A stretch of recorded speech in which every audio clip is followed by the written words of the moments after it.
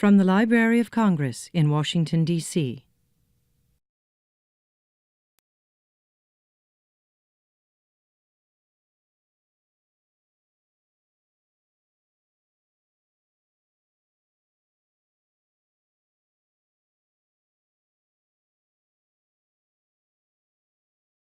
Good morning, everyone. Hello. Welcome to the Library of Congress. I think this is one of the highest proportions of out-of-towners at an LC Globe event that we've ever had, which is really exciting. So thank you all for visiting the library. And thanks to the library staff for coming out today. For those who don't know me or haven't been on my recent tour, my name is Nick Brown. I'm the chair of Library of Congress Globe, which is the library's LGBTQ employee association. I'm also a music set specialist here at the library, which is I get paid the big bucks, I guess, somehow. It's a great honor to be working with the Golden Crown Literary Society and their annual conference for the event today, which is an author spotlight, going to feature 4 authors that are members and involved in the society. LC Globe has been very involved in Pride programming here at the library, and this is our concluding event. I know it's beyond June, but Pride is needed every day, especially this year, so we keep on going. We really appreciate all of your being here to learn more about what lesbian fiction is and to hear some really great work read by award-winning authors who are representing a really great genre of writing that the library hasn't perhaps addressed in a public program before. So just some housekeeping notes for you before a colleague from the Golden Crown Literary Society will do the introductions. This is being filmed for the library's digital collection and for being released online, so be ready for that. The format of the event will be about 10 minutes of readings from each of the 4 authors, and then we'll do a group discussion after that in Q&A.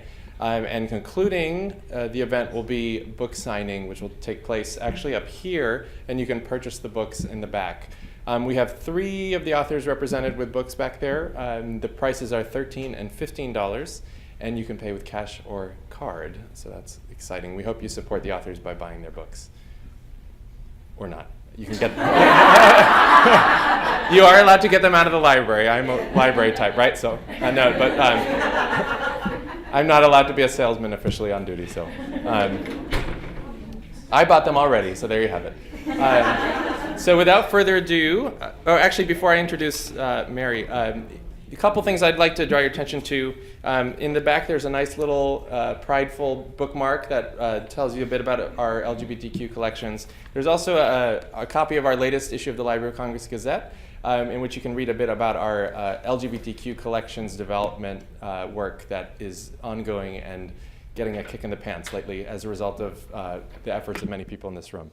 So check that out. Also check out our Pride Month portal, loc.gov/LGBT. One day we will get the Q in there. And then also, if you want to keep in touch with LC Globe and our fabulous community here at the library, visit our Facebook group, which is facebook.com/groups/LC Globe. And we're also on Twitter at LC_Globe. Great. So I'm going to introduce Mary Phillips, who's going to speak a bit about the Golden Crown Literary Society on behalf of the board and also introduce the 4 authors. So thank you. Thank you. Good morning, everybody, and thanks for coming. I'm Mary Phillips. I'm the executive director of the Golden Crown Literary Society. And for those of you who don't know about this society, it is our mission is to educate, promote, and recognize some fantastic authors of lesbian literature, be it fiction, nonfiction, poetry, anything written by and for lesbians, or for anyone for that matter. And one of our premier programs that we have to help in the area of education is our Writing Academy. And we will have some brochures back there for you to pick up. The goal of this program is to give aspiring authors and current authors additional opportunities to master their craft. We have professors, academic professors who teach our program. We have content experts who come in. Whatever you need to know about the FBI or whatever you need to know about health and nutrition and medical, we have content experts within our membership that participate in panels, et cetera, to help you get more information for what you need for that book you're aspiring to write. So that is our Writing Academy. We also have a conference every year, annually, and this year we're here in DC. And what a great time to be here. We are loud and proud. And so with us today are 4 members from our literary society, wonderful authors, great friends, and really glad that they offered up their time to come and do this. We have Jewel Gomez, and should they come on up now? Okay, just come on up and grab a seat. I'm just, yeah, just go get a seat. No, you're not going to be in the spotlight. Just, although you deserve it. But anyway, and for those that don't know, she is the 2016 recipient of the Golden Crown Literary Society Trailblazer Award.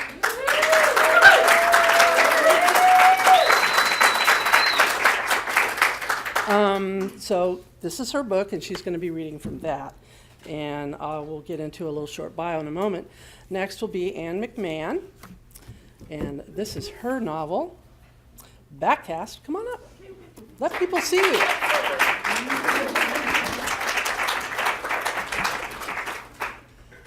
Next is Melissa Braden, and I don't have a book.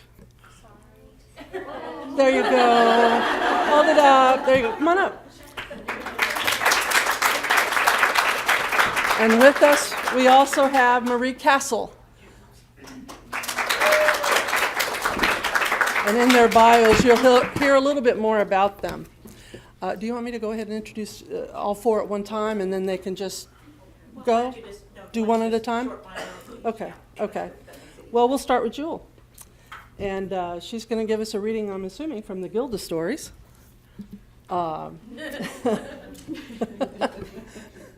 That is her, it's the 25th anniversary of that book.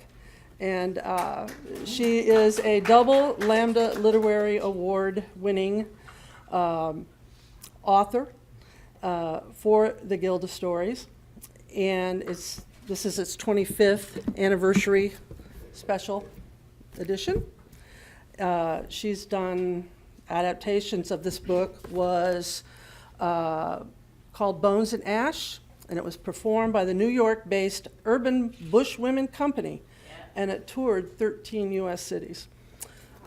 She's done so much and has had so much impact on the lesbian community, literary, and she's just a gosh darn wonderful person.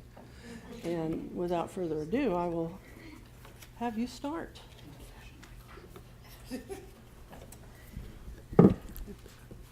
You have room there? Okay, yeah, I'm good. First, I want to thank the Golden Crown Literary Society for honoring me this year, but more importantly, for the conference every year. I think it's a destination for writers, and it gives writers hope that there really is somebody out there reading your darn work. So I'm going to read a short section from the Gilda Stories, which was published originally in '91. It was the first black lesbian vampire novel published in the United States. There really is a value to finding your niche. It has been since it's been in print for 25 years. It was originally published by the legendary lesbian feminist press Firebrand Books. The new edition that's just come out this year for the anniversary is from the equally legendary City Lights Books. So it's, Gilda and the Beat Poets,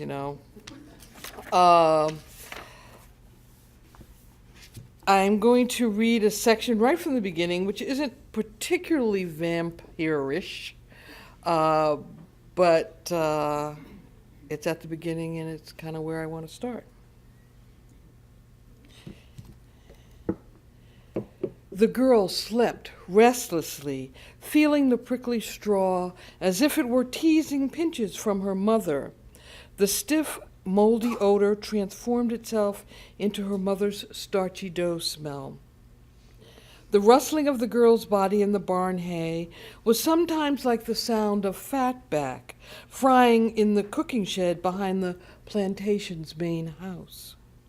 At other moments in her dream, it was the crackling of the brush as her mother raked the bristles through the girl's thicket of dark hair before beginning the intricate pattern of braided rows. She had traveled by night for 15 hours before daring to stop. Her body held out until a deserted farmhouse, where it surrendered to this demanding sleep hemmed by fear. Then the sound of walking, a man moving stealthily through dawn light toward her. In the dream, it remained what it was, danger, a white man wearing the clothes of an overseer. In the dream, the girl clutched tightly at her mother's large black hand, praying the sound of the steps would stop, that she would wake up, curled around her mother's body on the straw and corn husk mattress next to the big old stove grown cold with the night. In sleep, she clutched the hand of her mother, which turned into the warm wooden handle of the knife she had stolen when she ran away the day before. It pulsed beside her heart, beneath the rough shirt that hung loosely around her thin young frame. The knife, crushed into the cotton folds near her breast, was invisible to the red-faced man who stood laughing over her, pulling her by one leg from beneath the pile of hay. The girl did not scream, but buried herself in the beating of her heart alongside the hidden knife. She refused to believe that the hours of indecision and finally the act of escape were over. The walking, hiding, running through the Mississippi and Louisiana woods had quickly settled into an almost enjoyable rhythm. She was not ready to give in to those whom her mother had sworn were not fully human. The girl tried to remember some of the stories that her mother, now dead, had pieced together from many different languages to describe the journey to this land. The legends sketched a picture of the Fulani past, a natural rhythm of life without bondage. It was a memory that receded more with each passing year. Come on, get up, gal. Time now, get up. The urgent voice of her mother was a sharp buzz in her dream.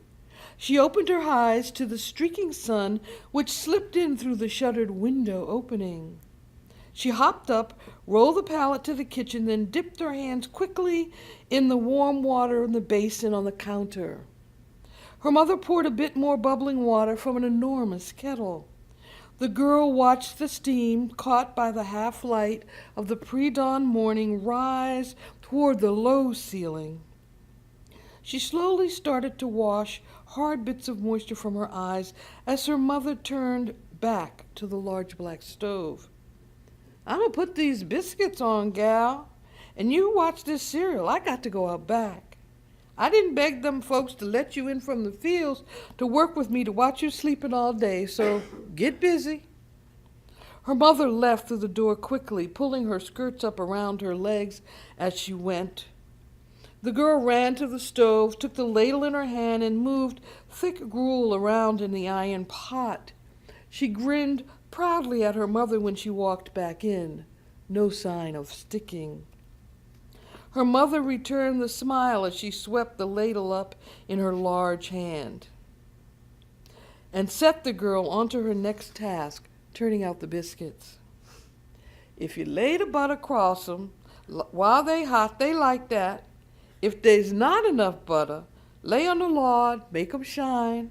They can't tell." "Mama, how it come they can't tell butter from fat? Baby Minerva can smell butter for it, clear as the top of the churn. She won't drink no pig fat." "Why can't they tell how butter tastes?" "They ain't been here long enough. They just barely human, maybe not even. They suck up the world, don't taste it."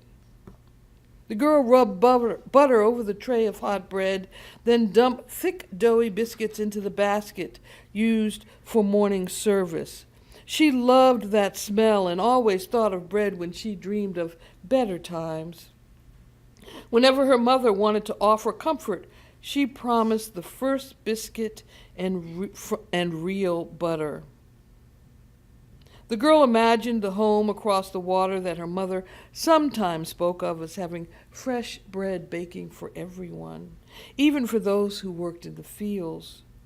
She tried to remember what her mother had said about the world as it had lived before this time, but could not.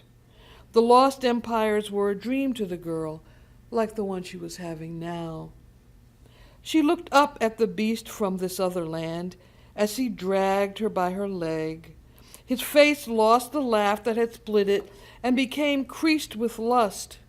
He untied the length of rope holding his pants, and his smile returned as he became thick with anticipation of her submission to him, his head swelling with power at the thought of invading her.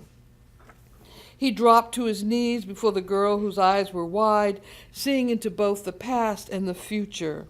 His center was bright and blinding as he placed his arms, one on each side of the girl's head, and lowered himself. She closed her eyes. He rubbed his body against her brown skin and imagined the closing of his eyes was a need for him and his power. He started to enter her, but before his hand finished, while it still tingled with her softness, she entered him with her heart, which was now a wood-handled knife. He made a small sound as his last breath hurried to leave him, then dropped softly. Warmth spread from his center of power to his chest as the blood left his body. The girl lay still beneath him until her breath became the only sign of life in the pile of hay. The blood, washing slowly down her breastbone and soaking into the floor below, was like a bath, a cleansing. She lay still, letting life flow over her, then slid gently from beneath the red-faced man whose cheeks had paled. She moved quietly, as if he had really been her lover and she afraid to wake him. Looking down at the blood soaking her shirt and trousers, she felt no disgust. It was the blood signaling the death of a beast and her continued life. The girl held the slippery wood of the knife in her hand as her body began to shake in the dream memory. She sobbed, trying to understand what she should do next, how to hide the blood and still move on. She trembled, unable to tell if this was really happening to her all over again, or if she were dreaming it again. She held one dirty hand up to her broad brown face and cried heartily. That was how Gilda found her, huddled in the root cellar of her small farmhouse on the road outside of New Orleans in 1850. "Wake up, gal!" Gilda shook the thin shoulder gently, as if afraid to pull loose one of the shuddering limbs. Her voice was whiskey rough. Her rouged face seemed young as she raised the smoky lantern. The girl woke with her heart pounding, desperate to leave the dream behind, but seized with white fear. The pale face above her was a woman's, but the girl had learned they too could be as dangerous as their men. Gilda shook the girl whose eyes were now open but unseeing. The night was long. Gilda did not have time for a hysterical child. The brown of her eyes darkened in impatience. "Come on, gal, what you doing in my root cellar?" The girl's silence deepened. Gilda looked at the stained, torn shirt, two big pants tied tightly at the waist, and the wood-handled knife in the girl's grip. Gilda saw in her eyes the impulse to use it. "You don't have to do that. I'm not going to hurt you. Come on." With that, Gilda pulled the girl to her feet, careful not to be too rough. She could see the girl was weak with hunger and wound tight around her fear. She stared deeply into the girl's dark eyes and said silently, "You needn't be afraid. I'll take care of you. The night hides many things." The girl loosened the grip on a knife under the persuasive touch of Gilda's thoughts. She had heard of people who could talk without speaking, but never expected a white to be able to do it. This one was a puzzlement to her, the dark eyes and pale skin. Her face was painted in colors like a mask, but she wore men's breeches and a heavy jacket. Gilda moved in her small bone frame like a team of horses pulling a load on a sodden road, gentle and relentless. "I could use you, gal, come on," was all Gilda said as she lifted the girl and carried her out to the buggy. And thus begins the girl's journey into freedom and immortality.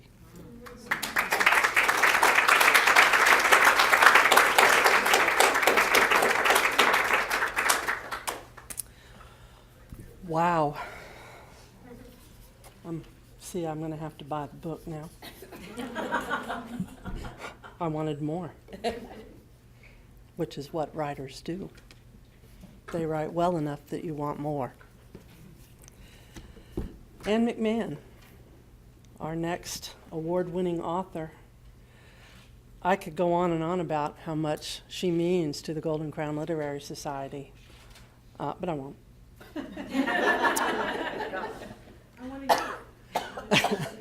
She was a 2014 Lambda Literary Award finalist and is a two-time winner of the GCLS Award for Short Story Collections. She's funny, she's bright, she's talented, and she's here from her hospital bed. Anne McMahon.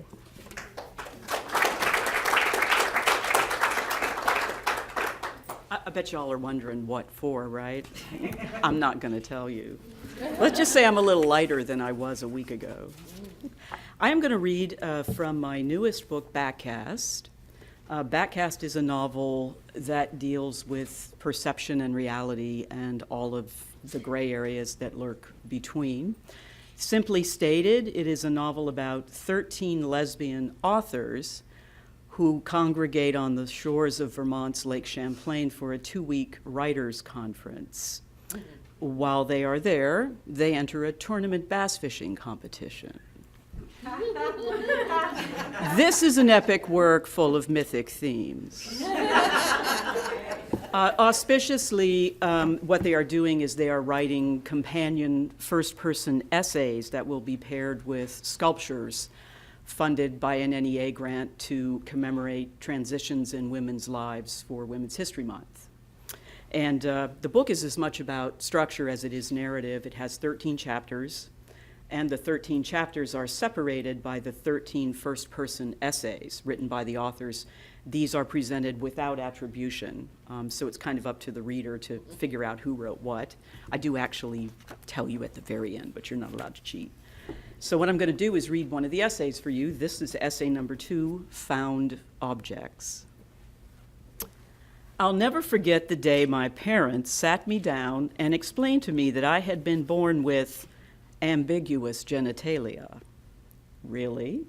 I've never felt ambiguous a day in my life. Well, maybe just that one time at Christmas when my Aunt Tootie took me to Toys R Us to redeem a gift card and asked me to choose between Western Barbie, who kind of looked a lot like Jennifer Aniston, but came with a really cool prancing Palomino, or the remote-controlled special ops spy car with rockets and a rear-firing cannon. I stood there staring down into the depths of that bright red shopping cart for so long that Aunt Tootie, who really had the patience of Job, finally started cracking her wad of Dentyne just to let me know she was thinking about getting annoyed. In the end, I went with the Barbie, but only because I liked the fringe on her shiny white outfit, and like I said, the plastic yellow horse was pretty awesome. It looked a lot like Mr. Ed. My aunt never found out that later, when I got Barbie alone in my room, I cut off most of her hair and renamed her Wilbur. Even then, my tastes were pretty eclectic. At least that's how my mother described them to her guests when I showed up at one of her Tupperware parties wearing a pair of mucklucks and a camouflage jacket over a pink tutu. I've never been afraid to take a fashion risk. Growing up, it didn't much matter to me that I had a penis. In fact, it's really just a supersized nub, but I'll talk more about that later. I mean, I knew I was a girl, mostly. I didn't even know there was anything unusual about me until I was 10, and I saw Melissa Boatwright in the shower at the Y. I learned some other useful things about myself that day, too. Like it suddenly became clear to me why I wasn't really interested in boys the way most of my friends were starting to be. You see, Melissa was 3 years older than me, and she looked pretty great stark naked and dripping wet. And unlike my Western Barbie, I had no desire to cut off any of her hair to make her look like a guy. I thought she was just fine the way she was. That's when I went home and asked my mom to explain just what was up with my body and why didn't I look like other girls down there. She gave me one of those looks, the ones that always meant we were in for a long conversation, and said we'd talk about it later when my dad got home. Okay, that meant it was a bigger deal than I thought. For the very first time in my life, I felt afraid. Why was I different? Why hadn't anyone ever said anything to me about it? What was it going to mean? And why did my nub get bigger whenever I thought about Melissa in the shower? That night, after we ate our pot roast and creamed spinach, my parents pushed their plates back and faced me with identical pairs of folded hands. "Pumpkin," my father began, "there are some things that Mom and I never told you about the day you were born." I glanced over at my mother. Her face had that pinched up look it got whenever Sally Struthers was on TV talking about sick babies in Africa. I looked back at my father. What is it? And why does Mom look so scared? He shot a nervous glance at my mother and cleared his throat. I knew it was bad now. I was sure he was going to tell me that I was adopted. That had to be it. My whole life was a sham. How would I ever hold my head up in school? And how would I ever break the news to Wilbur and Mr. Ed? We were orphans now. My eyes started to fill up with tears. "I'm adopted, aren't I?" My father looked surprised. "No, honey, that's not it." "It isn't?" I wasn't sure I was ready to believe him. I mean, he'd waited all this time to tell me whatever it was. "No." He looked at my mom again.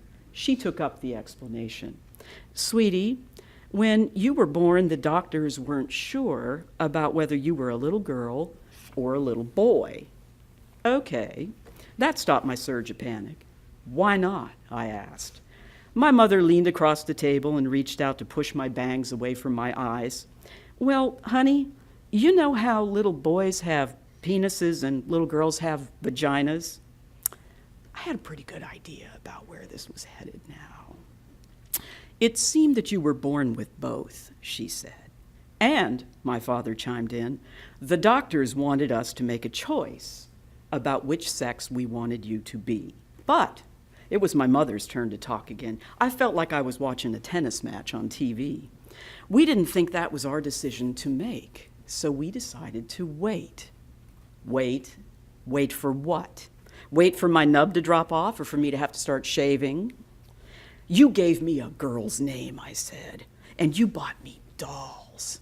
I said it like I was Matlock cross-examining a witness.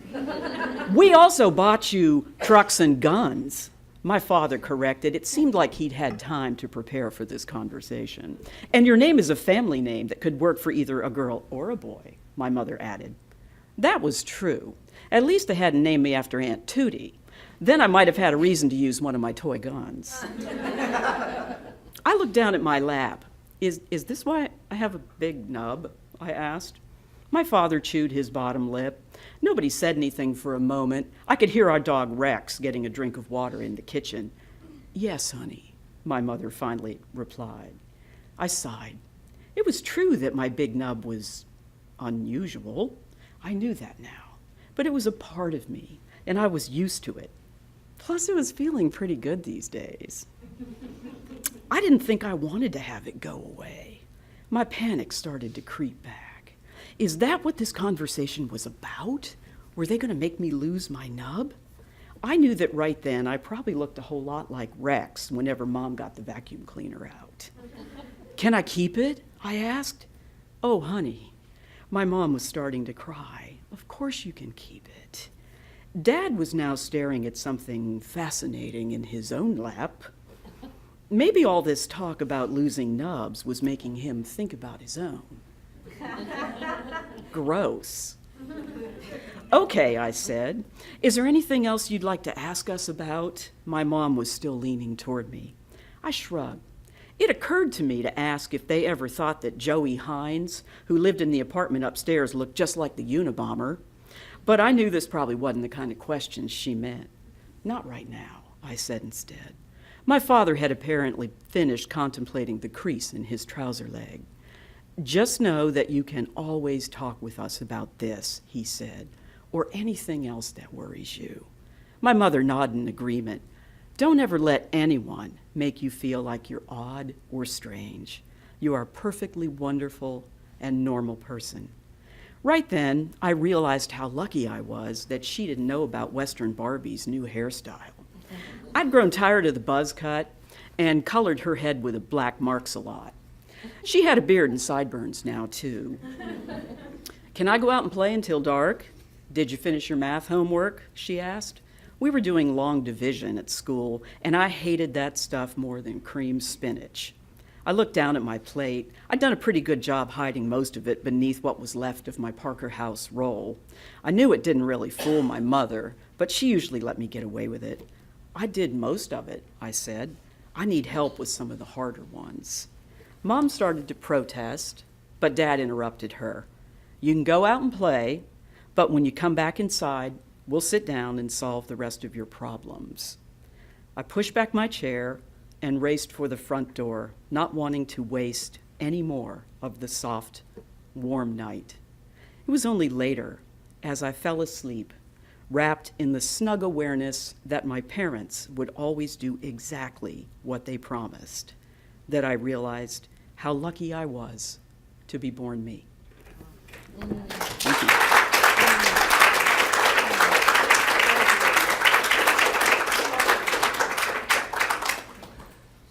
Thank you. Oops. Our next author is Melissa Braden. She is a multi-award winning author of lesbian romance. She has 7 published novels with Bold Strokes Books. She is a favorite on our conference rotation of panels and presentations and workshops, and just an all-around favorite. Melissa.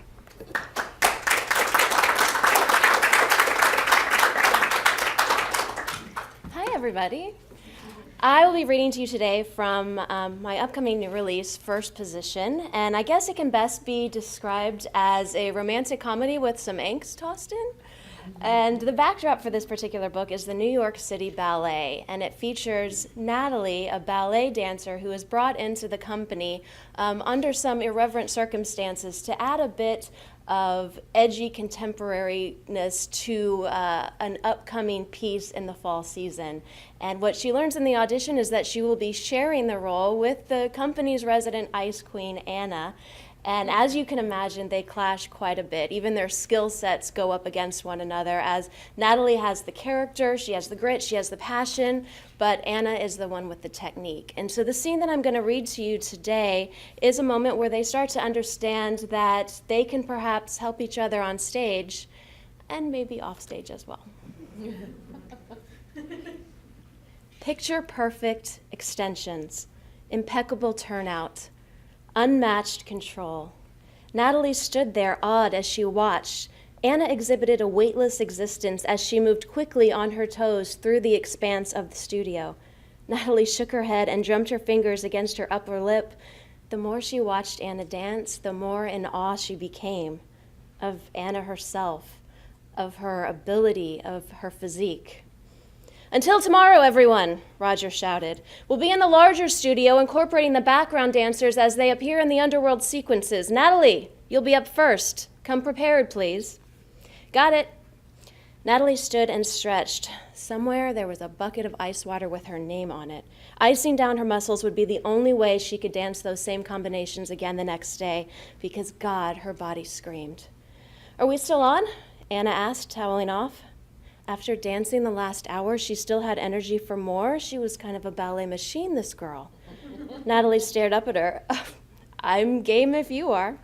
"Great. Why don't we take 15 and meet back here? We can go over the opening and I can show you a couple of tricks I think might smooth out your transitions." "Cool. See you then." Natalie took the time to roll out her muscles and decompress a little in the green room. When she returned to the studio, the lights were at half and she found the place empty, everyone having already gone home. She stared at her reflection in the mirrors that lined the wall. Her hair was up, but strands had fallen here or there throughout the day. She pulled the rubber band out entirely and gave her head a little shake, prompting her hair to fall to her shoulders. In the corner of her eye, she saw Anna's reflection, watching her from the doorway, and something decidedly sensual moved through her, making her very aware of her body and the effect of Anna's stare on it. "Hey," Anna said, still in the doorway, "I'll put on some music and we can go from there." In the empty room, her quiet voice echoed. "Ready when you are," Natalie said, and took her spot in the middle of the room for the opening sequence. Something about the one-on-one work session had her nervous that her flaws would be clearly on display. She shoved the unease aside and took a deep, settling breath. Once she heard the music, she was off. But it was only a matter of moments before the room came to a halting silence, causing her to halt as well. She turned to see that Anna had paused the music and was now walking toward her with purpose. "The thing is, you're too liberal with your movements, too loose. You bring this whole reckless quality to the character, and it works, but for the sake of form, you have to tighten up." Right. I've heard that before from Roger. "Okay, cool, I'll try it again." Except when she did, the results were much the same. Anna shook her head. "The choreography is there, but you lack precision. You have to finish each extension before moving on, or the transitions are muddled." "I thought that's what I was doing." "It's not," Anna said matter-of-factly. "You're rushing. But don't get frustrated. It's going to take time. Tell you what, try and focus on that one thing on this next run-through. Finish what you start." Natalie danced until the music stopped again and turned to her tutor. "Better. You did just what I asked, but now I need you to pull yourself in. Keep your hips underneath you." Anna moved until she stood behind Natalie and met her gaze in the mirror. "Feel that?" Anna asked and placed her hand against Natalie's abdomen. Natalie nodded, hyper-aware of the contact and the warmth that hit her cheeks and moved downward. "I do." Anna's voice was quiet in her ear. "You're going to pull in here and push through the toe." Natalie nodded at Anna in the mirror, the contact unbroken. She could feel Anna's breath tickle her neck, and with Anna's hands still on her body, her mind wandered to places outside of her control. As if sensing the shift, Anna took a step back and released Natalie, moving them on from the very charged moment. "One more time." Natalie nodded and focused on what she needed to do. As she spun on her toes, she took Anna's advice, pulling in just beneath the touch she could still feel on her skin. She closed her eyes, concentrated, and before she knew it, she'd made it to the end of the variation. When the music came to a stop this time, Anna didn't say a word. "Well?" Natalie asked. "Any better?" Anna blinked back at her as if awakening from a dream. "Yeah, that was beautiful, actually." And then she seemed to find herself again. "Okay, are you ready to try the whole thing together?" Natalie raised an eyebrow. "All of it? Might be kind of hard without Jason." "I can fill in for anything that's not a lift or the flying shoulder sits. We can just mark those." Anna shrugged her hoodie off her shoulders. "Wait, you're dancing with me?" "Don't look at me like that. It's not like I haven't seen the choreography a million times." Natalie stared at her in mystification, her mind rolling through the sequences she'd come to know and imagining it all happening in Anna's arms instead of Jason's. The idea alone made her heart stop and her stomach tighten. She tried to smile through it, but she faltered because the idea of the intimate contact was overwhelming her senses. But she didn't have time to linger as Anna joined her in the middle of the floor. Natalie assumed her opening pose and Anna wrapped an arm around her from behind, just as Jason would have. Only it felt nothing like Jason. Not even close. Was this even the same ballet? The music began and they leapt into motion, dancing side by side. Anna took her by the hand and led her upstage, never breaking eye contact. Natalie moved into her body and then away, just as always, only this time her temperature climbed. She spun. They danced. Anna's hands on her waist, her stomach, her thighs. The flashes of emotion, the give and take of the characters added a whole new element, and dancing through that dynamic with Anna had her body thrumming. They skipped the lift, but Anna caught her at the end of the pas de deux and pulled her close, ending the sequence flush against each other.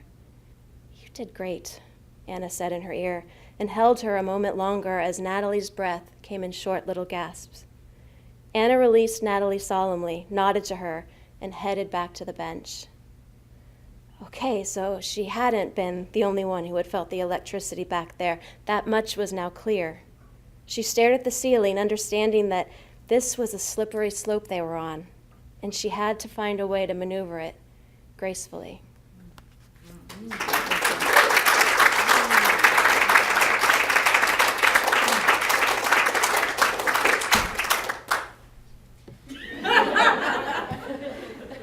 Wait, I need something bigger. Wow. Thought I was hot before. Thank you, Melissa.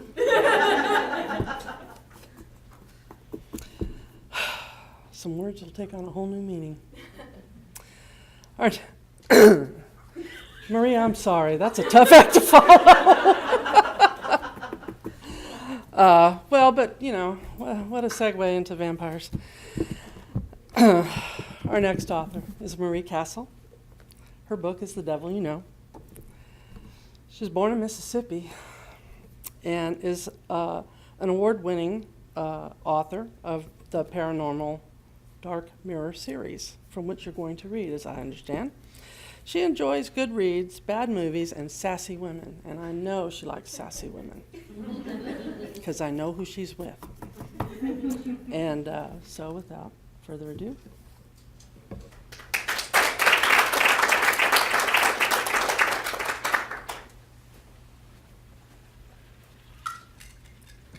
So this is a lesson of be careful what you put in your bio because it might get read out everywhere, apparently. Okay, so I'm visually impaired, which is why I'm going to be reading from a Kindle. It just makes it a little bit easier to see. And she mentioned I'll be reading from The Devil You Know, which is the second book in my Dark Mirror series. The first novel is called Hell's Belle, and it begins with our main character, Kate DeLacy, who is a Southern belle who guards the gates to hell. Yeah. Okay. Sounds right. Yes. So this scene is from the beginning of the book and is set outside an old farmhouse located in the fictional town of Gansai, Mississippi. We begin as our heroine, Kate DeLacy, finds a very unusual creature having breakfast on the grass in her backyard. Of course, Kate herself is an unusual creature, as you will soon find out. Much of the series, including the scene, is told in Kate's first-person perspective. Shoo! Shoo! I jabbed the broom at the pony-sized hellhound lounging on my back lawn. The bristled end stopped feet shy of contact, halted by the swirling blue and green watered energy wall separating us. My late great-grandmother Grams had used a similar broom more than once when chasing our evil hellspawn of a cat, Hex, who had a knack for creating trouble where trouble wasn't wanted. The demonic doggie, a female I assumed from her larger size and darker coloring, blinked black eyes at me, then resumed gnawing on a deer haunch. We had house guests this morning. As soon as they finished breakfast, some would leave the safety of the wards and head home. No doubt my grandmother Nana would consider it unmannerly to let our guests be eaten by a hellhound. That sort of thing just wasn't done. If I couldn't get the hound to move on, I was in for a lecture. Scat, cat! I waved the broom over my head. The hound gave me an offended look before rolling her eyes at the broom. She was more intelligent than the hounds I had met previously. Of course, those had been trying to rip out my throat, so I hadn't been inclined to offer an IQ test before dispatching them. You don't like being called a cat, so noted. I pulled hellfire from within myself, lit the broom ablaze, and used it to gesture toward the woods. Now scram before I send you back to hell the hard way. The hound bared wickedly sharp teeth, bloody with her breakfast. Safe to say that was a no. I returned the gesture, showing her my meanest smile. You have something right about here. I pointed to my upper right molar. They call it floss, honey. Invest in some. And it's been a rough week. You'll have to do better. The hound flicked a tongue across her teeth, hunched a shoulder as if to say, whatever, and returned to her food. Don't be fooled by my sweet disposition and southern drawl. I shook the fairy berm. I could fry your ass if I wanted to. The hound turned her back on me and waved her tail in a clear, bring it gesture. I doused my flames. You obviously have no idea how stinky a fricasseed hellhound carcass is. I waved the broom for emphasis before lowering it. The crunch of bone was her only response. My nose twitched. Smelling smoke, I looked to see the broom's bristles were singed. That was the third this year. Nana would be ticked. Even more so if I killed a hellhound on the lawn and didn't clean up. Little Miss Sassy Paws was getting a reprieve so long as I could ensure she didn't snack on our company once she finished the deer. I had the sinking suspicion no matter how things went, I would still get a lecture. Damn it all to hell and back, I hated Mondays. I blew a lock of raven black hair from my eyes. It curled in the high humidity and fell back against the side of my face. I couldn't believe I was arguing with the hellhound on the back lawn, while in the house my family was serving breakfast to a passel of were-tigers. More importantly, I couldn't believe this hellmutt was even here. We had recently killed two hellhounds nearby on the front lawn after they had attacked us. That was when I had learned roasting demonic creatures created a nasty mess. You would think the remaining stench would deter further visits. Maybe I'm losing my touch. It could be I wasn't intimidating this morning, what with my bare feet, cut-off jean shorts, and shower-damp hair. I was already a petite woman, topping out at 5'5" with my boots on. People never took me seriously until a knife pressed to the ribs drove home the point. Or maybe the hound knew I couldn't come for it without lowering the ward door and exposing myself. Even so, the beast should have been a little scared. According to my mother's twin sister, Helena, I was half witch, half demon, and more trouble than the cat, which was saying something. Unfortunately, recent events had proved my aunt right. I was trouble, or at least had mad skills when it came to landing my ass in it. My family were guardians. We had the power to open and close the hell gates at will. With that power came the responsibility of policing the dark mirrors, what we call the black stone gates that cross the void between worlds. When the Supernatural Council Sheriff Farah said a dark sorcerer named Nicodemus was looking to open a dark mirror and bring his demon master's army through, I had no choice but to accept the help of her contact, former council operative Detective Jacqueline Sloan. With smoky gray eyes, auburn hair, and a dimple that popped out when she grinned, Jack turned out to be as alluring as she was mysterious. From the very moment we met, we had been drawn to each other. There was something frighteningly powerful growing between us, but neither of us seemed to have the good sense to run from it. I wasn't sure where this relationship with Jack was going, where it could go. We had what you might call a major incompatibility. I was mortal, she immortal, but I knew I was falling in love with her. The showdown with Nicodemus had been last night. Now there was work to do and guests to see on their way. Jack and I had our first official date tonight. The chivalrous woman wanted to, quote-unquote, court me, and I was of a mind to let her. Our timing wasn't the best, but I'd had enough of death. I wanted to live, and that meant time alone with a woman who warmed my heart and made me feel alive. I turned my attention back to the hound, now savoring the last stubby bones. Maybe my witchy spidey sense was busted. I wasn't alarmed by the hound's presence. I still had the feeling something big was on the horizon, a storm not finished with Nicodemus, but my gut said this hound wasn't part of it, which didn't make sense. Why else would a hellhound be here? Hellhounds were rare, usually staying in, well, hell. Or at least they had been rare until a few days ago. But this hound was different. She hadn't joined the two that had rushed us. Instead, she'd peed on my truck, then stolen my floppy-eared bunny slipper. Annoying, yes, but not exactly aggressive. And she was familiar for a more recent reason. I stepped closer to the wards, examining the blue bites and scratches marring the hound's flanks. A memory formed in my mind. I was driving to confront Nicodemus. Two of his raptor creatures tried to stop me, but something rushed out of the night and caught them. I thought it was a were in animal form, even as I knew that couldn't be. The wares were moving in from the opposite direction. It had been this hound. The cuts and scratches matched those the wares had gotten while fighting the raptors. "Why would you help me?" I asked softly. The hound picked up the deer bones with her mouth and paced toward the wards. She dropped the bones near a blue ley-line arch and backed away.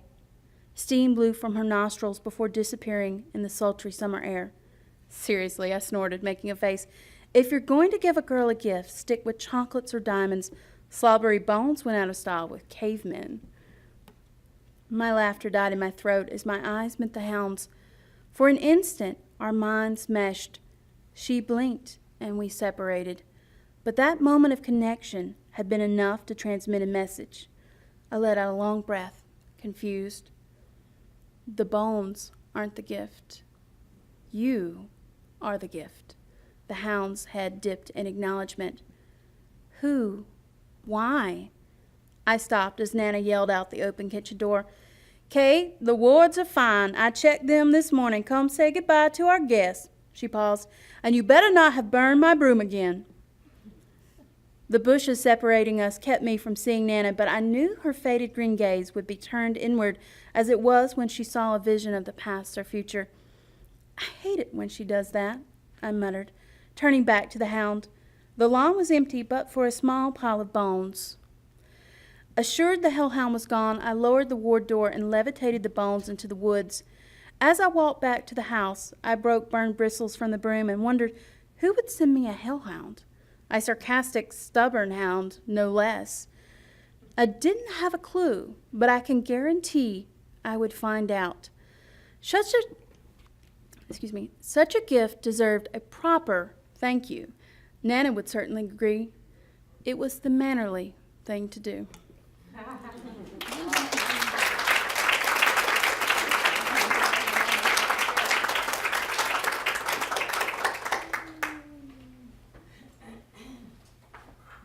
Thank you all. That was really fascinating. It was really exciting to hear such diversity in terms of topics and themes. And I hope this has opened a whole new world of reading to those of us who might be new to your work. So thank you for that. So we'll open up the floor for questions now, or if you all have questions for each other, or just raise your hand, ask away. If you don't ask anything, I will ask everything, and that gets boring after a while.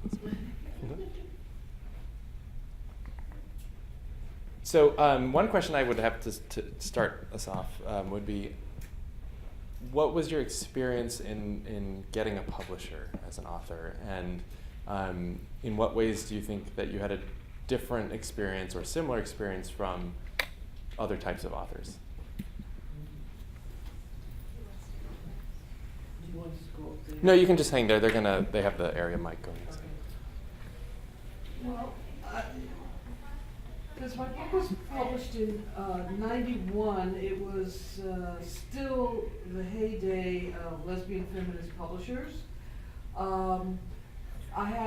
Originally I had a really excellent agent, and the book was turned down by every major press in New York with interesting comments like, well, the character is black, the lesbians, the vampire, it's too complicated. So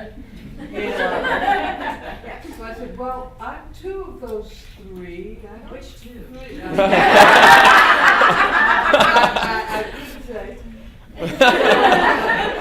It was a very strange experience. And then finally, Firebrand Books had always been interested, and I thought, you know, I just want the book to be out there. I want people to be able to read it. I'm not expecting to retire off of the funds from the sale of this book. And so I turned to Firebrand, and I had a wonderful, really wonderful experience because it had been a collection, it had been short stories. And Audre Lorde told me to turn it into a novel, so, you know, if Audre Lorde tells you to do something, you do it. And so we spent a year editing with only 1 2-week break while Anita Hill was being cross-examined by the beast on the Hill. And but we just spent that solid year. And it was really fabulous to have a lesbian feminist press who was so supportive and knowledgeable and really, really supported the book because it still seemed to be confusing to a lot of people. I'm almost embarrassed to talk about my experience.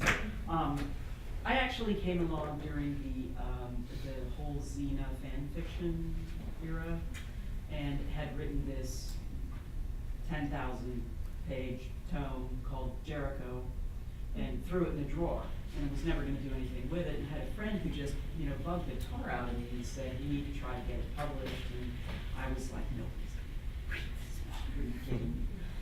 So she pushed me to actually post it at one of the many hosting sites on the internet where, you know, you could throw things up for free and people could make comments and write back to you. So I kind of clumsily chopped the book up into 10 chapters and thought I would post it a chapter a month. So I created a pseudonym and a different email account because I was so sure the book sucked. And I threw it up there, and you know, about 3 or 4 days later, I sort of timidly went to check the email account, and there were like 4,000 messages in there. And literally within 10 days, I had offers to publish from 4 different people, and it was a completely different world then. So I was extremely fortunate to kind of slide in that way. Well, I had a manuscript and I didn't really know what to do with it. I was an avid reader and didn't know a ton about the publishing world, and submitted to my publisher, Bullstrokes, and I received, I don't think I've talked about this before, I received back an email with an attachment of pages and pages of notes. And I was like, well, what does this mean? I'm not accepted, but am I not rejected? Because there's notes here. And basically what had happened, and I've been told since, Radcliffe and I have talked about this, is we don't really often do this. They liked the book, but I think it was a test, if I had to guess. They were seeing, would I be able to take these notes and what could I do with it? Well, that was great news to me. I was ready to get to work, and so I took those notes and I worked on the book, and I sent it back to them, and we were in business, and going strong since. But yeah, I think that had I just taken those notes and been like, no, and I don't know that we would be sitting here together right now. So. Cool. Similar sort of story to Melissa. I began writing sort of as just a way to deal with stress. My aunt had breast cancer, and I was sitting with her every day. She was going through chemo and things, and it began initially began a story, get my head somewhere else, and then I ended up running a business and had no time for writing. I barely had time for sleeping for about a year or two, and sort of put the story aside, and my life completely changed. Had all this drama, dynamics, starting a business, losing a business, going into the corporate world, came back to writing, and found out that I had changed, and so my story had changed too. So I threw out, I think everybody liked 2 chapters, and started writing again. And I was also coming out, and I was dealing with people like thinking that, in the Deep South, we're demonic and other stuff like that. And I thought, well, now just use this as therapy and make my character an actual demon and let her deal with it.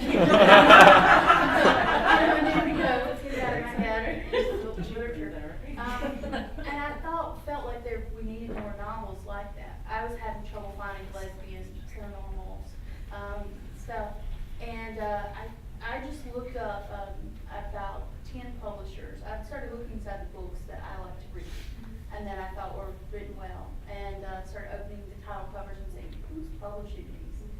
And I picked a couple of different publishers that I thought they write great books. They're well edited, well presented, they're getting out there, and just started submitting to it. I was fortunately the first person that had submitted to accepted the manuscript with the idea that it needed to be edited because mine was close to 600 pages.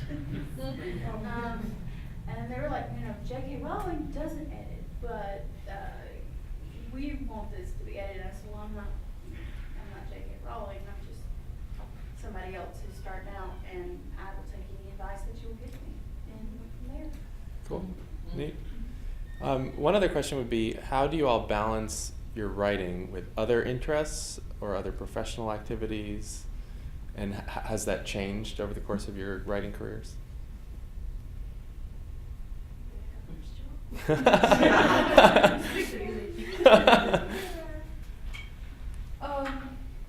Well, for years I worked, my day job was in philanthropy.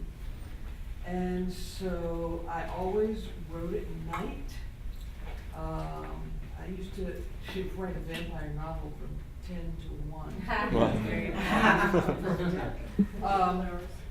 And I was also, you know, and still am, consider myself an activist, a lesbian feminist activist. So, you know, by the time you get finished with work and then a meeting and then, you know, it was 10 o'clock. So I was always writing at night and on the weekends. And it was very, that's why the book took a long time to finish because I didn't have a lot of time. And, you know, right as the AIDS crisis kind of expanded and I got involved in some of the political activism around that, my writing really didn't happen a lot in the mid-'80s. But I recently retired from all of those day job things, so now I write whenever I want to. And I'm happy to say I'm one of those people who've never had you know, what do you call those things when you can't write? Writer's block. Writer's block. See, I can't even remember what it is. I've knock on wood, I've never had that. And I always worried once I stopped working, would I then start to have writer's block? You know, when you're working, you only have a limited amount of time, so you sit down and you start writing until you can't keep your eyes open anymore. But it has not happened since I now I can write full time. I still don't have writer's block. Knock on wood, that was there. I have always wanted to be one of the writers who talk about their muses. I don't have a muse. I have a foot up my butt, my own. And writing to me is work. It's hard work, and it's a discipline. And you gotta really, at least for me, I have to really want to do it, and I have to make myself do it most of the time. And one of the things that I struggle with, I think we probably all struggle with now, is the world we live in, where particularly in our genre, publishers are cranking books out about every 12 and a half seconds. And if you want to stay vital and you want to stay viable and you want to stay in front of people, you have to get books out there. And it's really difficult to try to do good and serious and thoughtful work when I was thinking about the little, was it Ira Gershwin's little metronome? Mm-hmm. That little, George, yeah. You know, and I sort of feel like I have one of those in the back of my head all the time. You know, so that's a struggle for me because I want to write really meaningful stuff, not just stuff that's expedient and getting, you know, like shoved out quickly. And when you have a full-time day job and you have a couple of full-time other jobs, I also design book covers, you know, and all that. So a lot of times the writing's the thing that, you know, kind of gets shoved to the side. So I have a tendency to get up super, super early in the morning, and that is my writing time. So that's what I do. To speak to that, to having to balance it all, it can be really hard. I know when I first started, I was a high school theater teacher during the first 3 books that I wrote, and it was about stealing time. It was about 30-minute lunch break, well, maybe I get 100 words down, and then maybe after work you get down a couple hundred more. Back then I was shooting for around 500 words a day, and I was happy with that. Then I went to grad school, and the thing was is that it took, the books were paying for grad school, so I had to keep writing because that's what I was living on, and affording myself to go to school that way. So I needed to write even faster than I did when I had the full-time job, and so then it got really crazy. But interestingly enough, I had the same exact fear as Anne about if I'm going faster, am I going to lose quality? Well, one of the things I'm learning about myself is that the books that I'm like, this is not good. This book is not good, and I don't know what I'm going to do. Those are the books that do the best. People like the most. So I've learned not to listen to myself necessarily. I don't seem to have a good gauge, but. When I wrote my first 2 novels, I was working, I had just left my business and gone to basically sort of taking a peon job, working for a corporation, answering phones, quality control, and I took a different call like every 8 minutes or so. I spoke with a different person from all over the country and sometimes out of the country. And I had to find time, like on my lunch break, or I'd carpool in with people because I don't drive. I mean, I can drive a car, but you really don't want me doing it. It's the things get in my way.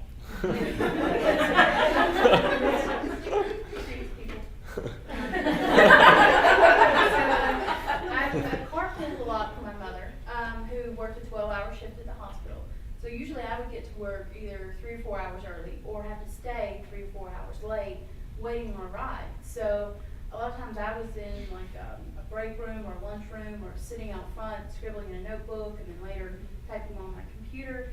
And I found the corporate press was really good encouragement to do something else with your life, and it was very inspiring for working. Now I don't have a corporate job. I've left to write full time, and my biggest thing is my family has a farm, so now they think, oh, you got a lot of time, come help with harvest. Are you free to pick peaches today? And the blind card doesn't work because my family knows that even with my low vision, I'm still extremely capable. So, so I have to say, no, I've got a deadline, I got to get it done.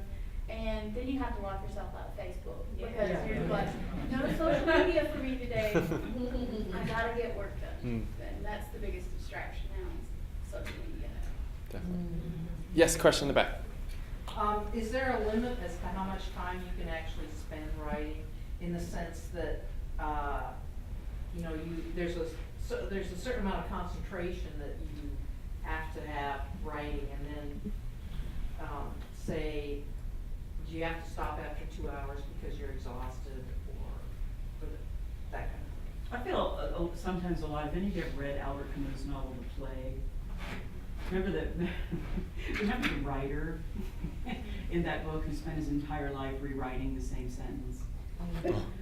So I find when I get to that point, you sort of naturally get to a place where, George Beers is an expert on this, where you're kind of like looking at anything else to do, that it's sort of like a natural time to stop, take a break. And some days that might be, you might knock out 3,000 words, or it might be 250. It might be one really superlative dependent clause. I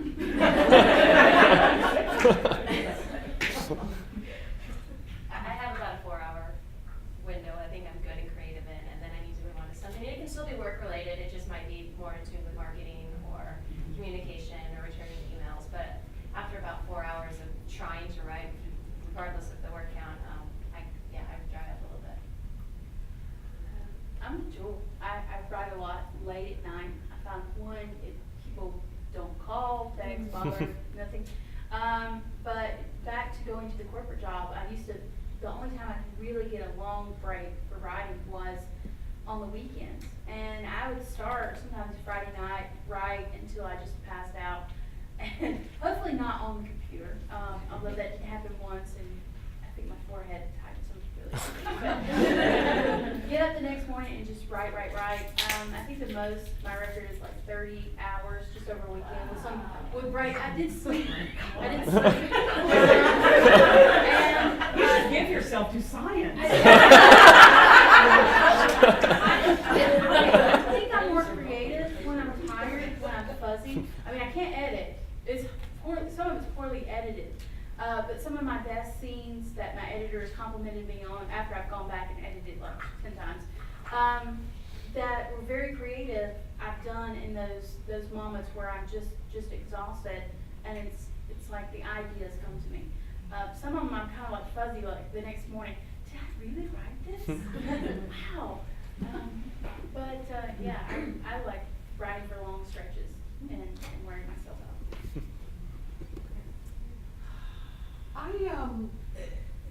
I can go, usually 4 hours is a nice chunk. I feel like I'm really going pretty well, but I'm a person who gets up and down a lot. If I don't have something else in my day scheduled, I can go for 10 hours and feel really good and energized. But of course it depends, as you said, on where you are. If something pops out of you and you get going on it. How much vodka? It also depends on the genre. I mean, with fiction, and I don't know if other people write in other genres, but with fiction, I can go very long. I can just go for hours and hours. When I'm working on my plays, I tend to work in shorter spurts for some reason, because I have to get up and walk around and say the words out loud and leave them alone and then come back. So I think I go less at a clip with drama. Can I share one? Sure. It kind of relates to what Marie was talking about. It's one of my favorite literary anecdotes of all time. There's this great story about the poet Robert Browning and Elizabeth Barrett, and one of the first times they met, she was a huge fan of his work, which is terribly dense, and she had this one particular passage in a poem, and she showed it to me and said, you know, I've really been struggling with like this right here. Can you tell me what you were writing about? And he took it and read it, and he said, you know, when I wrote that, only God and Robert Browning knew what it meant. Now only God knows.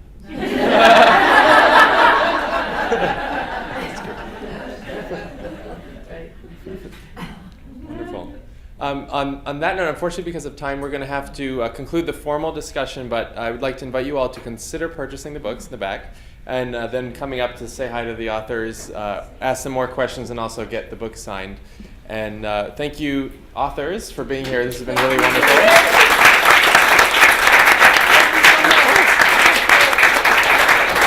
And also a couple other thank yous. First off to the library's Humanities and Social Sciences Division and Meg Metcalf, who's one of their, yes.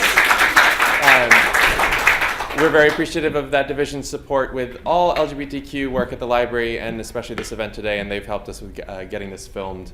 And Meg is our new Women's Gender and LGBTQ Studies reference specialist, so she is our new rock star. Has only been at the library for under a year, so we love Meg. Yeah. And also huge thanks to Mary and the Golden Crown Literary Society, and to Liz Gibson, who we've been working with for several months now to make this all possible. So thank you. Enjoy the rest of your conference here in DC. And thank you also to my colleague Kathy Jones from Congressional Research. And we'll see you again soon. Thanks. Great. This has been a presentation of the Library of Congress. Visit us at loc.gov.